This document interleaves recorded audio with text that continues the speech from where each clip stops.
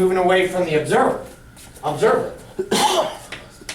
So I am looking for dCdt then. If I'm trying to find how fast the train moving away from the observer. It's increasing. B's increasing. Any observations about A? Oh, you are good. See? Here's an image, totally different from the ships. The distance A is never changing in this problem. It's always 70. So what's d A dt? 0. Let's write it. Before we forget, d A dt 0. It never changes. Constant. 70 meters always. That's the secret. Then we just a squared plus b squared c squared 2a and d A dt. And dB/dt is 60. Good job, and it's positive, isn't it? Mm-hmm. Yeah. Because that you can tell that side's increasing, right? Amber, you okay if I knock the 2's out? Yeah. All right. Bye-bye. Bye-bye. Divide them out on both sides. 70.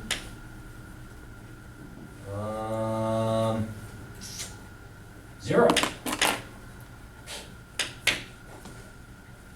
240. 60. 250. dCdt.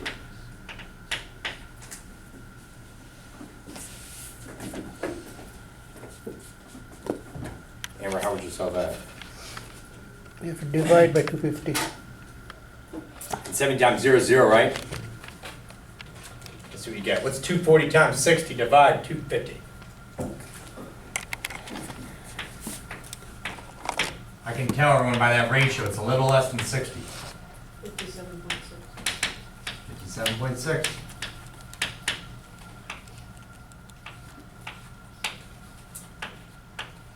Is it exact though? Do I have to do this quick or was it exact? It's exact. Huh? Equal. Meter per second. Meters per second, thank you. Very good. So the letter answer is A.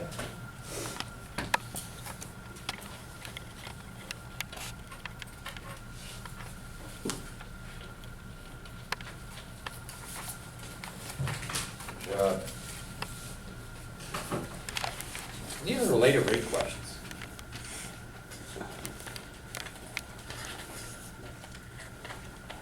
Don't worry, on Monday you might make me do related rates.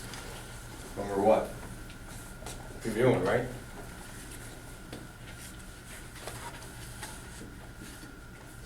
As I'm glancing at this is like I always like to give you just some practice problems. I glance at 17. Anybody know what technique I'd have to use?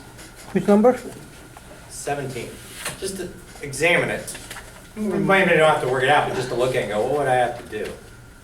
Something we've learned in the past few weeks. Bill Raj, excellent. He's looking at the equation, he goes, implicit differentiation. The y was not what? By itself? Do y'all see that? So if we gotta get a slope, that's derivative, we get dy dx, and we're like, but the y wasn't in the middle. I mean, the y wasn't isolated. We'd have to do implicit differentiation. Good. Oh, you're talking about this one. Yeah, number 17. I was thinking about the book. Oh, let me look at 17 book. Man that sounds like 14. Man starts walking. Cool. Did you want to do another cone problem? Yeah. Okay. Because 27 from the textbook was another cone problem. I don't know if I have a cone one on this practice sheet. Hold on. Oh, good, I do. Number 24. Let's do the textbook first. And if you want to do the cone, do 24 from the sheet, you can do that as well. That's cones. There's something we had to do at the beginning of a cone problem. We had to look at the ratio of radius to height. So what's going on when this is number 27? Gravel's getting dumped.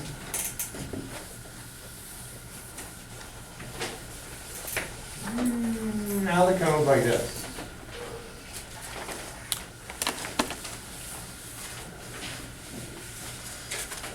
Thinking of that.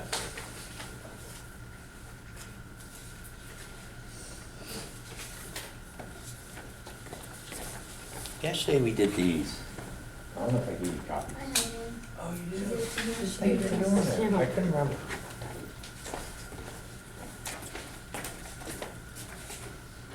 All right, what do they say about this code? I went, this is 27 from the text.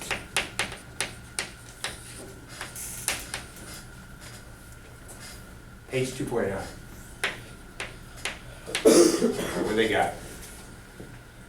Gravel's being dumped from a conveyor belt at a rate of 30 cubic feet per minute.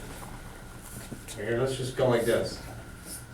30 cubic feet per minute. Isn't that volume?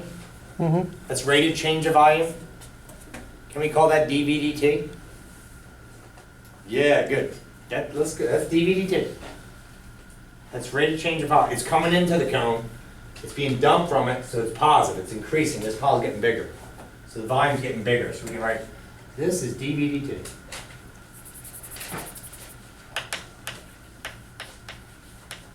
You better when it's just coming in here. Right from a conveyor belt. Just dropping off all that sand.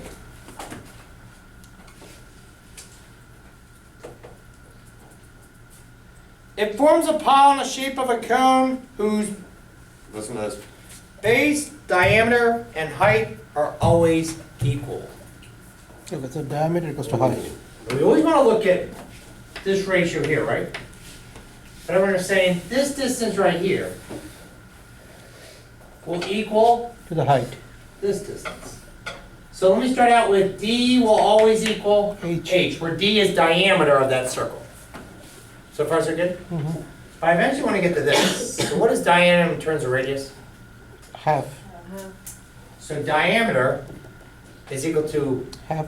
2 radii. Mm-hmm. So I can substitute 2r for D. Yep. 2 times radius is D.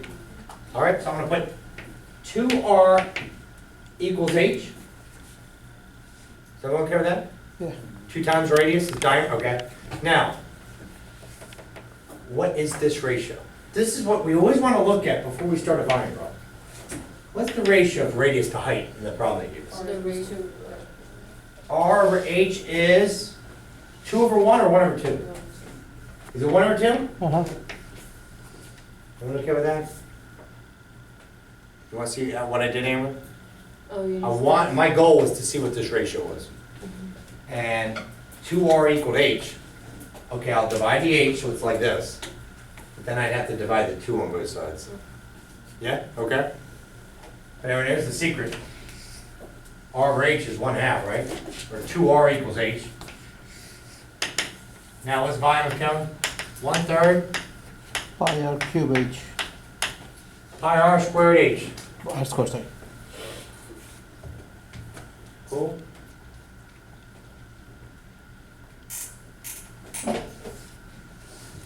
Do we have to memorize the formulas or will you give it to us? Strong, good question. If I give you a cone problem on the test, I would give you the cone equation. But I would expect everyone to know area of a circle. Do you know that? Yeah. Pi r squared, good. Area of circle, circumference of circle, do you know that? 2 pi r. No. Know those, do you know volume of a box for this course? Volume of a rectangular prism. Mm-hmm. Length times width times height, good. As long as you know those, you'll be fine, but if I give you cone, I would write that formula for you. Okay. Cool? What about spheres? Spheres, I would give you the formula as well. You know, I know I could sit here and go, memorize all those things, you know? You already gotta know all the trig derivatives and inverse trig derivatives and stuff. Yeah. But no, I'd give you sphere as well. All right. Here we go. Before I even start, before I even get to this, every time I'm doing a related rate problem with a cone, because there's a nice proportion here, I want to substitute something for r. So see that r there? I want to go over here and isolate r so I can substitute something. So what is r isolated? You can use this one or you can use this one, I don't care. H over 2. Is that right? So I'm gonna put that highlighted, that's what I'm gonna use as substitute. R is equal to h over 2, circle it, you're coming up here. before I even start. So 1/3 pi times h over 2 times h. So it's a little different from our problem yesterday, but what's all that become? 1/3 1/3, what's that 2 squared there become in the denominator? h over 4. So you H squared over 4. 1/3 pi h squared over 4 times another h. H, yep.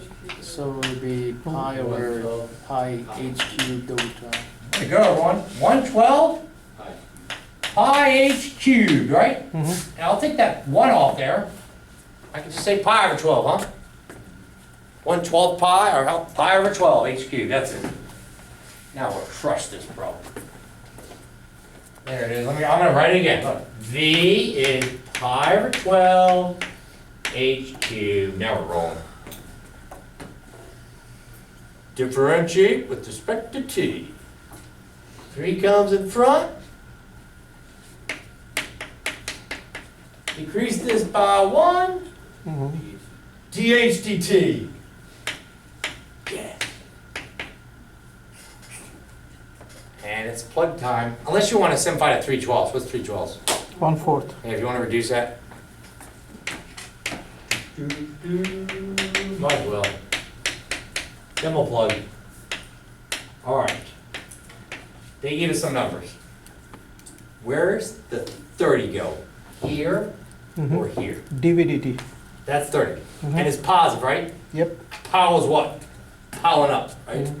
Volume was increasing in that pile. What's some ways to know that's 30 and not over there? I think that cubic off there. You know that's volume, right? That has to be the dvdt. Now here's the question from the book. How fast is the height of the pile increasing when the pile is 10 feet high? Okay, put in a 1. So how fast is that height increasing?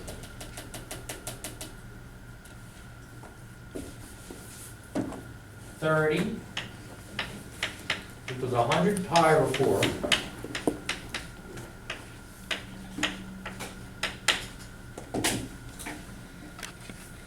How do you want to finish that? So 120 divided by 100 pi. That'll work. What would you do? Or I question? have a question. Sure. I don't know how you got from V, that step where you got V equals pi over 12 h3 to the next one. You got it. So once we got that volume formula in terms of just h. See, the other problems usually was just in terms of one variable. We were ready to roll at the beginning. Remember you actually have like the area of a circle? Pi r squared, it's just an r. We started right there. You always will differentiate. You always will differentiate both sides of the equation with respect to t.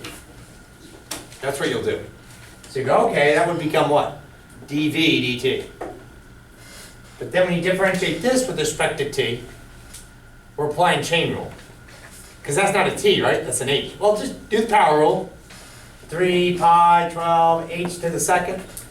And that's a chain rule. The chain would be derivative of that letter with respect to t, and just apply dh dt. Cool. What was weird with this problem, the cone, is didn't we have to do a little weird work at first just to get it what? Nice and clean? It's the only problem you had to do that. The other ones start out right away, like stagnant theorem, a squared plus b squared equals c squared, right? Or the area of the circle, things of that sort. Volume of sphere, 4/3 pi r cubed, there's only a r on the other side of that equal sign. All right, that's 25 pi, and when do you get dh dt? Equals 30 over 25 pi. Or, reduce it. 6 and the pi is in the denominator. What's the units? Feet per minute. Good job. Where'd you get 25 pi from? What I did was, I thought 100 over 4 is 25.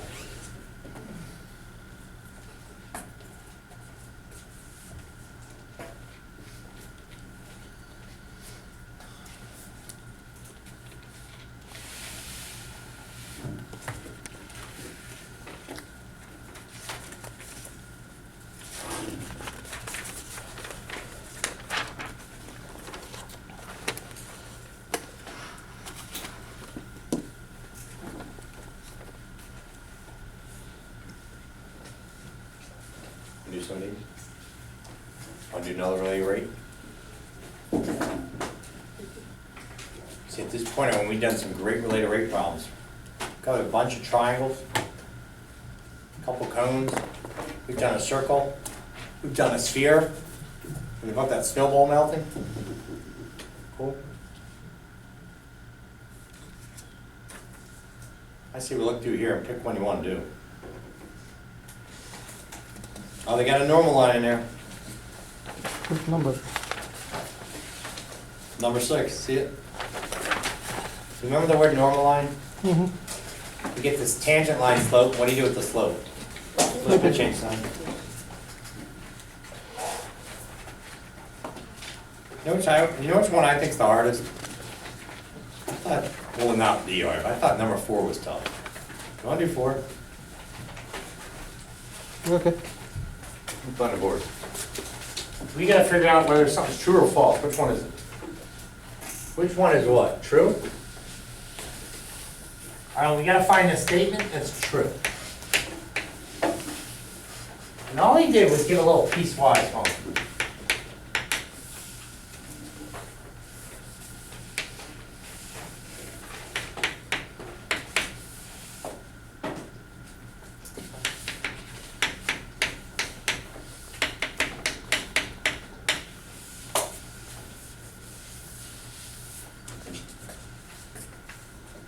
Four of these are false. One of them's true.